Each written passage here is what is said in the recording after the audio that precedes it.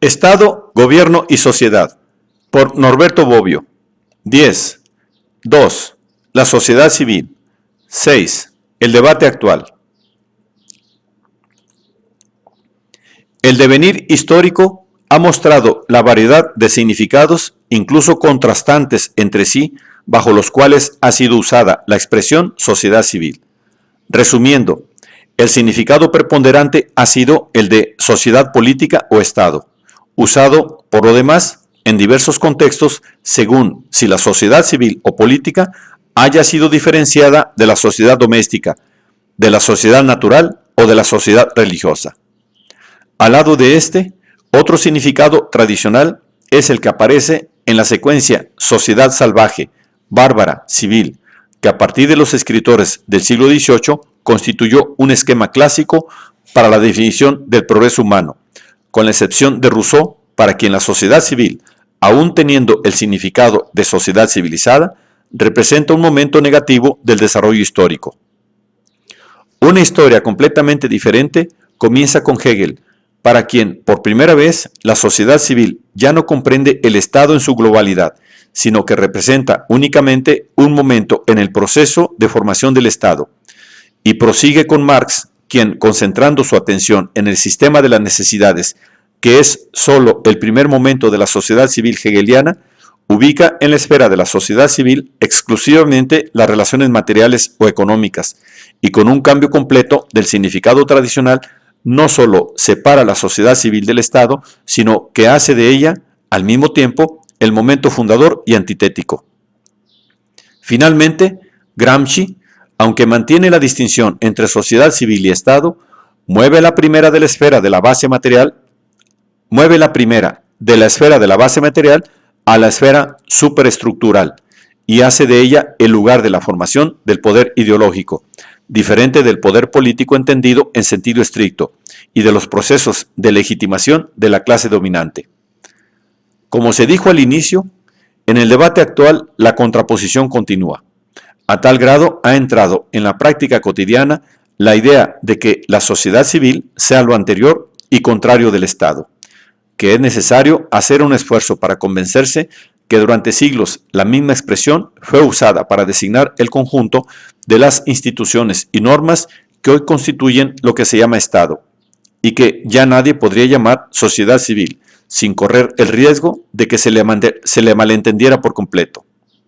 Naturalmente, todo esto no sucedió por un capricho de los escritores políticos o por casualidad. No debe olvidarse que societas civilis, traducida de Aristóteles, una expresión que designaba a la ciudad como forma de comunidad diferente de la familia y superior a ella, como la organización de una convivencia que efectivamente tenía las características de la autosuficiencia y de la independencia, que luego serán las características del Estado en todas sus formas históricas, pero que no se distinguía y jamás había sido conscientemente distinguida de la sociedad económica subyacente, siendo la actividad económica un atributo de la familia, de donde proviene el nombre de economía al gobierno de la casa. Que el Estado fuese definido como una forma de sociedad todavía podía considerarse correcto durante los siglos de la controversia entre el Estado y la Iglesia, para la delimitación de las respectivas fronteras, controversia que estuvo representada por una parte y por la otra como un conflicto entre dos sociedades, la Societas Civium y la Societas Fidelium. Tampoco es del todo impropio cuando, con la doctrina del derecho natural y con el contractualismo, el Estado fue contemplado sobre todo en su aspecto de asociación voluntaria, en defensa de algunos intereses fundamentales como la vida, la propiedad y la libertad. No debe olvidarse que la identificación tradicional del Estado con una forma de sociedad haya contribuido a retrasar la percepción de la distinción entre el sistema social en su conjunto y las instituciones políticas, mediante las cuales se ejerce el dominio. Herrschaft, en el sentido weberiano, distinción que ya se había acentuado más en la época moderna, con el desarrollo de las relaciones económicas más allá del gobierno de la casa, de un lado, y del aparato de los poderes públicos, por otro. Sin embargo, es un hecho que con Maquiavelo que también por esto debe ser considerado como el fundador de la ciencia política moderna, el Estado ya no puede ser comparado de ninguna manera con una forma de sociedad, y solo por costumbre de escuela todavía puede ser definido como societas civilis. Cuando Maquiavelo habla del Estado, se refiere al máximo poder que se ejerce sobre los habitantes de un determinado territorio y del aparato del que algunos hombres o grupos se sirven para adquirirlo o conservarlo.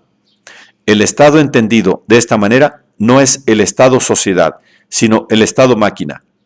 Después de Maquiavelo, el Estado todavía puede ser definido como societas civilis, pero la definición se muestra cada vez más incongruente y confusa. La contraposición entre la sociedad y el Estado, que se abre paso con el nacimiento de la sociedad burguesa, es la consecuencia natural de una diferenciación que se presenta en las cosas, y al mismo tiempo de una consciente división de funciones, cada vez más necesaria, entre quien se ocupa de la riqueza de las naciones y quien se ocupa de las instituciones políticas, entre la economía política en un primer momento y la sociología en un segundo momento,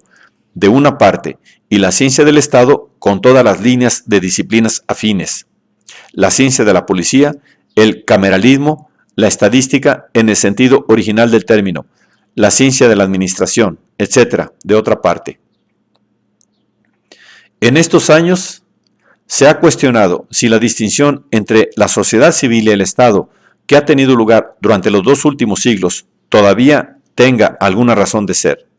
Se ha dicho que el proceso de emancipación de la sociedad frente al Estado fue seguido por un proceso inverso de reapropiación de la sociedad por parte del Estado, que el Estado, que se transformó de Estado de Derecho en Estado social, de acuerdo con la expresión divulgada sobre todo por los juristas y politólogos alemanes, precisamente porque social difícilmente se distingue de la sociedad subyacente que él penetra completamente mediante la regulación de las relaciones económicas. Se ha notado, de otra parte, que a este proceso de estabilización de la sociedad ha correspondido un proceso inverso, pero no menos significativo, de socialización del Estado a través del desarrollo de las diversas formas de participación en las alternativas políticas, el crecimiento de las organizaciones de masas que ejercen directa o indirectamente un poder político,